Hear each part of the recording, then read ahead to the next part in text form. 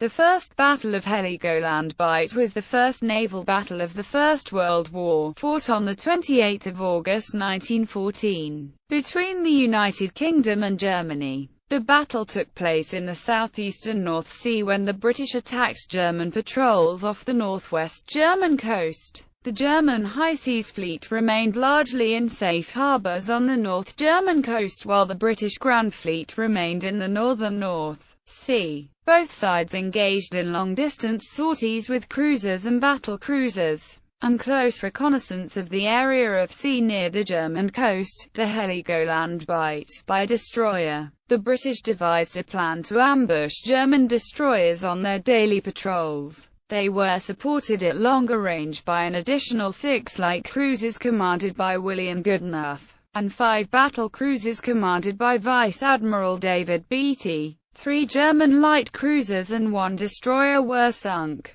3 more light cruisers were damaged, 712 sailors killed, 530 injured and 336 taken prisoner. The British suffered 1 light cruiser and 3 destroyers damaged, 35 killed and 40 wounded. The battle was regarded as a great victory in Britain, where the returning ships were met by cheering crowds. Publicly, Vice Admiral Beatty was regarded as a hero, although he had taken little part in the action or planning of the raid, which was led by Commodore Tirrett and conceived by himself and Keyes, who had persuaded the Admiralty to adopt it. However, the raid might have led to disaster had the additional forces under Beatty not been sent by Admiral John Jellicoe at the last minute. The effect upon the German government, and in particular the Kaiser, was to restrict the freedom of action of the German fleet, instructing it to remain in port and avoid any contact with superior forces for several months thereafter. Prelude. The battle took place less than a month after Britain's declaration of war against Germany on 5 August 1914. Initially, the war on land went badly for the French and their allies, with German forces invading France and an urgent need to gather all possible troops to send to France to resist them. The British government was in a position of having nothing but bad news, and looked to the Navy, the largest in the world and traditionally the mainstay of British military power, for some success to report. British naval tactics had typically involved a close blockade of enemy ports, taking the fight to the enemy, and this had been the British plan for war against Germany up to 1913. Such an approach was still expected by the British population. However, it was realized that the advent of submarines armed with torpedoes and mines hidden in open sea meant that any operations involving stationing capital ships near enemy ports would place them at great risk of surprise attack and loss. Then, there was the issue of fuel for the ships. Traditional sail-powered ships did not need refueling, but powered ships, obliged to keep moving to reduce their vulnerability as sitting targets, were continuously using fuel, and had to return to home ports every few days. The German fleet had expected that Britain would adopt its traditional approach, and had prepared by investing in submarines and coastal defences. The main body of the German Navy, the High Seas Fleet, was smaller than the British Grand Fleet stationed around home waters and could not expect victory in a head-to-head fight. It therefore adopted a strategy of waiting in defended home ports for opportunities to attack the larger British force when the anticipated attack came. The British, appreciating this situation, chose to adopt a strategy of patrolling the North Sea rather than waters close to Germany. Any German ships seeking to leave their home ports on the German coast must either pass the 20 miles wide Straits of Dover, defended by British submarines and mines, or the North Sea, where the British fleet was stationed around its main wartime base at Scarpaflow in Scotland, defending the 200 miles wide narrowest point between Britain and Norway. This led to a standoff with neither fleet doing more than hold the other endlessly waiting. The German ships were contained in an area where they could not attack merchant shipping arriving on the west of Britain, which was vital for British survival. To encourage the German fleet to stay at home, the British would make occasional forays with the Grand Fleet and patrol with smaller cruiser and battle cruiser squadrons. The bulk of the British expeditionary force was transported to France between 12 and 21 August. This operation was protected from German attack by British destroyers and submarines patrolling Heligoland Bight, which German ships would have to cross when leaving their home ports. The Grand Fleet remained in the center of the North Sea ready to move south should any German attack commence, but none came. Although the German army had anticipated a rapid transfer of the British army to aid France, German naval planning had anticipated it would take longer for the British to organize. Thus they were caught by surprise when it commenced, with submarines which might have been ordered to attack the British transports away on patrols seeking the main British fleet. Plan of attack. 2 British officers believed they had determined an opening to carry the war to the German fleet. Commodore Roger Keyes commanded a squadron of long-range submarines that regularly patrolled Heligoland Bight, while Commodore Reginald Tyrwhitt commanded a destroyer patrol, both operating from Harwich. They observed that German destroyers had adopted a regular pattern of patrols where each evening cruisers would escort out destroyers, which would patrol for British ships during the night before being met and escorted home each morning. Their idea was to send in a superior force during darkness to catch the German destroyers as they returned. 3 British submarines would surface in a position to draw the destroyers back out to sea, while a larger British force of 31 destroyers accompanied by 9 submarines would cut them off from Germany. Other submarines would wait for any larger German ships leaving the Jade estuary to help.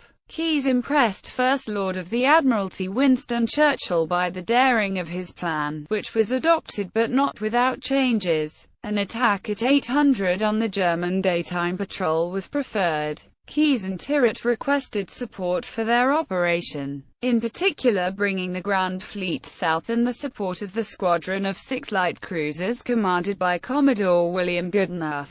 This was refused by the Chief of Staff, Vice Admiral Doveton Sturdy, who instead agreed to place only lighter forces, Cruiser Force K, under Rear Admiral Gordon Moore, consisting of 2 battle cruisers HMS New Zealand and Invincible 40 miles to the northwest, and Cruiser Force C, a squadron of 5 Cressy-class armored cruisers, HMS Cressy, Abukir, Bacanti, Hogan Euryalus, 100 miles west. It was decided that the attack would take place on the 28th of August. The submarines were to leave to take up their positions on the 26th of August, while Keyes would travel on the destroyer Lurcher. The surface ships would depart at dawn on the 27th of August. Tyrwhitt, aboard the brand-new light cruiser HMS Arethusa, would command the 3rd flotilla of 16 modern L-class destroyers, whilst his subordinate, Captain Wilfred Blunt, aboard the light cruiser HMS Fearless, would command the 1st flotilla of 16 older destroyers. Tyrwhitt had for some time been requesting replacement of his previous cruiser HMS Amethyst because she was too slow to keep up with his destroyers.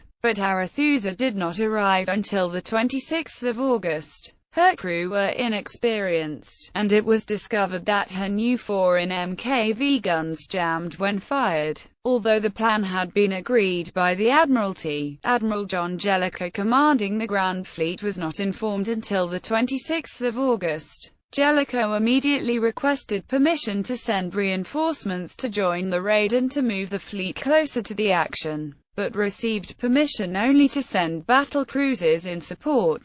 He dispatched Vice Admiral David Beatty with the battle cruisers HMS Lion, Queen Mary and Princess Royal, and Goodenough with the 1st Light Cruiser Squadron, made up of the light cruisers HMS Southampton, Birmingham, Falmouth, Liverpool, Lowestoft and Nottingham. He then sailed south from Scapa Flow with the remainder of the fleet. Jellicoe dispatched a message advising Tyrwhitt that he should expect reinforcements, but this was delayed at Harwich and never received. Tirett did not discover the additional forces until Goodenough's ships appeared through the mist, leading to immediate concern whether they were friend or foe at a time when he was expecting to meet only enemy vessels. 8 British submarines were deployed. E-class submarines HMS E4, E5 and E9 were ordered to attack reinforcing or retreating German vessels. HMS E6, E7 and E8 were positioned 4 miles further out to draw the German destroyers out to sea. HMS D2 and D8 were stationed off the River Ems to attack reinforcements should they come from that direction. Battle. At around 700, Arethusa, steaming south towards the anticipated position of the German ships, sighted a German destroyer, G194. Accompanying Arethusa were the 16 destroyers of the 3rd Flotilla. 2 miles behind were Fearless with the 1st Flotilla of 16 destroyers, and 8 miles behind them Goodenough with his 6 cruisers. Visibility was no more than 3 miles. G194 immediately turned towards Heligoland, radioing Rear Admiral Leberecht Maas, commander of the German destroyer squadron. Maas informed Rear Admiral Franz Hipper, who commanded the German battle cruiser squadron, and who was responsible for local defense. Hipper was unaware of the scale of the attack, but ordered the light cruisers SMS Stettin and Frauenlob to defend the destroyers. 6 other light cruisers were ordered to raise steam and join the defense as soon as they could. SMS Mainz-Maud on the River Ems, SMS Strasbourg, Köln, Ariadne, Stralsund and Kolberg from the River Jade, Danzig and München from Brunsbüttel on the River Elbe. Tirett ordered 4 destroyers to detach and attack G194. The sound of firing alerted the remaining German destroyers, who had been moving north, but turned south towards home. Before they could complete the turn, they were sighted by British destroyers who commenced firing. The trailing destroyer V1 was hit, followed by the destroyer minesweepers D8 and T-33. G9 called for fire against the attacking ships from coastal artillery, but the mist meant the artillery were unable to determine which ships were which. At 7:26, Tirett turned east, attempting to follow the sound of gunfire and his 4 destroyers. He sighted 10 German destroyers which he chased through increasing mist for 30 minutes until the ships reached Heligoland and he was forced to turn away. At 7:58, Stettin and Frauenlob arrived, reversing the situation so that the British destroyers were obliged to retreat toward their own cruisers Arethusa and Fearless. Stettin withdrew, since the German destroyers had now escaped, but Frauenlob was engaged by Arethusa. While Arethusa was theoretically the better armed ship, 2 of her 4 forward guns were jammed, while another was damaged by fire. Frauenlob, armed with 10 10.5 cm guns, was able to cause considerable damage before a shell from one of Arethusa's 2 guns destroyed her bridge, killing 37 men including the captain, and forcing her to withdraw. Although badly damaged, she returned to Wilhelmshaven. At 8:12, Tirett returned to the original plan, which was to sweep across the area from east to west. 6 returning German destroyers were sighted but turned to flee, when one, V187, turned back. The German ship had seen 2 cruisers, Nottingham and Lowestoft from Goodenough's squadron ahead of her and turned back in the hope of passing through the British destroyers by surprise. This was partially successful, but V187 was surrounded by 8 destroyers and sunk. As British ships attempted to rescue survivors from the water, the German light cruiser Stettin approached and opened fire, forcing the British to abandon the rescue, leaving behind British sailors. The British submarine E4 had observed the action and launched a torpedo at Stettin, but missed. Stettin attempted to ram the submarine, which died to escape. When she resurfaced, all the larger ships had gone, and the submarine rescued the British crewmen, still afloat in small boats together with German sailors. The Germans were left behind with a compass and direction toward the mainland as the submarine was too small to take them. Confusion of ships at 8:15. Keyes, with Lurcher and another destroyer, sighted two four-funneled cruisers. Goodenough received the signal and, abandoning his own search for enemy vessels to attack, steamed to assist Keyes against his own ships, Lowestoft and Nottingham. Keyes, seeing he was now being chased by four more enemy cruisers, attempted to lead them towards Invincible and New Zealand, reporting them as enemy ships. Eventually, Keyes recognized Southampton, and the ships attempted to rejoin Tirett. However, the danger to Goodenough's ships was not over, since the British submarines were still unaware the additional ships were present. At 9:30, one of the British submarines attacked Southampton with two torpedoes, missing and in turn escaping when Southampton tried to ram. Lowestoft and Nottingham remained out of communication range, and separated from the rest of their squadron took no further part in the action.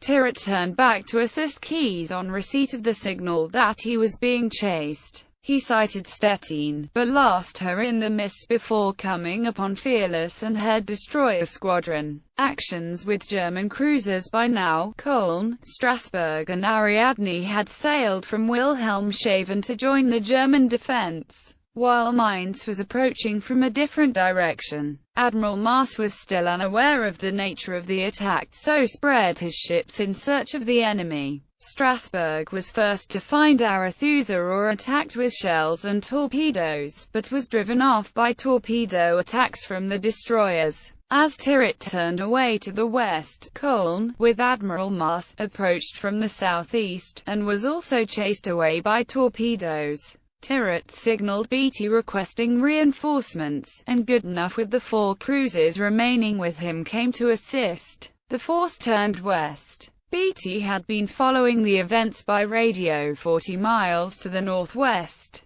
By 11:35, the British ships had still not completed their mission and withdrawn, and with the rising tide, larger German ships would be able to leave harbour and join the engagement. He decided to intervene and took his 5 battlecruisers southeast at maximum speed, an hour away from the engagement. While the advantages of using his more powerful ships to rescue the others was clear, this had to be weighed against the possibility of mischance by torpedo or of meeting German dreadnoughts once the tide permitted them to sail, and losing one or more of the important battle cruisers. At 11:30, Tirett's squadron came upon another German cruiser, Mainz. The ships engaged for 20 minutes, before the arrival of Goodenough caused Mainz to attempt escape. Goodenough gave chase, but in attempting to lose him, Mainz came back across the path of Arethusa and her destroyers. Her steering was damaged, causing her to turn back into the path of Goodenough's ships, and she was hit by shells and torpedo. At 12:20, her captain ordered his ship to be scuttled and the crew to abandon ship. Keyes had now joined the main body of ships and brought Lurcher alongside Mainz to take off the crew. 3 British destroyers had been seriously damaged in the engagement. Strasbourg and Köln now attacked together, but the battle was interrupted by the further arrival of Beatty and the battle cruisers. An officer on one of the destroyers described the moment. "They're straight ahead of us in lovely procession, like elephants walking through a pack of dogs came Lion, Queen Mary, Princess Royal, Invincible and New Zealand. How solid they looked, how utterly earthquaking. We pointed out our latest aggressor to them, and we went west while they went east. And just a little later we heard the thunder of their guns." Battle cruisers. Strasbourg managed to disengage and escape when the battle cruisers approached. But Köln was not so fortunate. Cut off from escape, she was quickly disabled by the much larger guns of the battle cruisers. She was saved from immediate sinking by the sighting of another German light cruiser, SMS Ariadne, to which Beatty gave chase and again quickly overcame. Ariadne was left to sink, which she eventually did at 1500, attended by the German ships Danzig and Stralsund, who took off survivors. At 13:10, Beatty turned northwest and ordered all the British ships to withdraw since the tide had now risen sufficiently for larger German ships to pass out through the Jade Estuary. Passing Colne again, he opened fire, sinking her. Attempts to rescue the crew were interrupted by the arrival of a submarine. One survivor was rescued by a German ship 2 days later out of some 250 who had survived the sinking. Rear Admiral Maas perished with his ship. 4 German cruisers survived the engagement, which they would not have done except for the mist. Strasbourg nearly approached the battle cruisers, but saw them in time and turned away. She had 4 funnels, like the Town-class British cruisers, which caused sufficient confusion to allow her time to disappear into the mist. The German battlecruisers Moltke and von der Tann left the Jade at 1410 and began a cautious search for other ships. Rear Admiral Hipper arrived with Seydlitz at 1510, but by then the battle was over.